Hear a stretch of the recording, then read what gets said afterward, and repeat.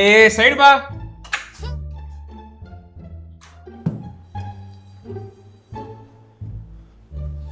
ಹುಸ್ಸಪ್ಪ. ಏ ತಲೆ ಕೆಡ ಇದೆ ನಿಂಗೆ.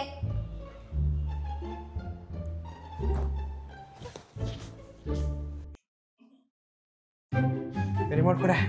ನಾನು ನೋಡ್ತಿದ್ದೀನಿ ತಾನೆ. ಇದೇನ್ ನೋಡ್ತಿದ್ಯಾ? ಕೊಡಿಲ್ ರಿಮೋಟು. ಯಾವಾಗೂ ಹಿಂಗೆ ಮಾಡ್ತೀಯಲ್ಲ, ನಾನು ನೋಡ್ತೀನಿ. ಸ್ವಲ್ಪ ಕಿರು, ಆಮೇಲೆ ಕೊಡ್ತೀನಿ. ರಿಮೋಟ್ ಕೊಡು ಅಂದೆ. ಬರೀ ಇದೆ ಆಯ್ತು ನಿಂದು.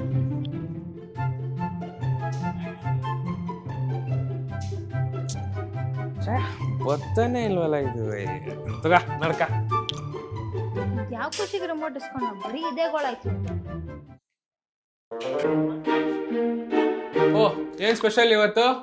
ಏನೋ ಚಿತ್ರಾನ್ನ ಮಾಡ್ತಿದ್ದೆ. ಅದ್ ಬಿಟ್ಟು ಬೇರೆ ಮಾಡಕ್ ಗೊತ್ತದಾ? ನಂಗೆ ಡೌನ್ಲೋಡ್ ಮಾಡ್ಕೊಡು. ಆಗಲ್ಲ ಅಣ್ಣ, ನಾನು ಆಫೀಸ್ಗೆ ಹೋಗಿ ಬರ್ತೀನಿ. ಸರಿ ಮಾಡಿ.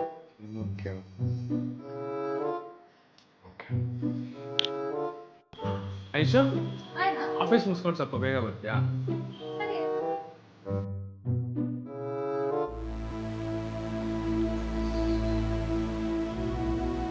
ಬೇಗ ಹೋಯ್ತಾ ಕೆಲಸ? ಸಂಜೆ ಬೇಗ ಬರಕ್ಕೆ ಹೇಳಿದ್ರಲ್ಲ.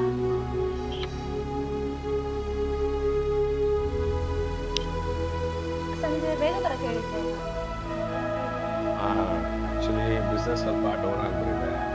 ಎಂಪ್ಲಾಯೀಸ್ಗೆಲ್ಲ ಸ್ಯಾಲ್ರಿ ಕೊಡಬೇಕು. ಸೊ ಏನು ಮಾಡೋದು ಗೊತ್ತಾಗ್ತಿಲ್ಲ.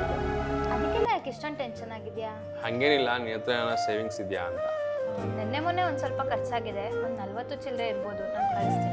ಸರಿ ಆಯಿತು, ಅಷ್ಟು ಕಳಿಸು. ಇನ್ನು ಮಿಕ್ಕಿದ್ದು ನಾನು ನೋಡ್ಕೊಂಡು ಅರೇಂಜ್ ಮಾಡ್ತೀನಿ. ಚಿಕ್ಕವಳಿದ್ದ ದಿನಗಳಲ್ಲಿ ನನ್ನ ಕೈ ಹಿಡಿದ ನೆರಳೇ ನೀನು. ನನ್ನ ನಗುವಿನ ಕಾರಣವಾಗಿ ಪ್ರತಿ ಕನಸಿಗೂ ಬೆಳಕಾದೆ ನೀನು. ಬಿದ್ದಾಗ ಎತ್ತಿದ ಕೈ ನಿನ್ನದು, ಅಳುವಾಗ ನಗಿಸಿದ ಧ್ವನಿ ನಿನ್ನದು.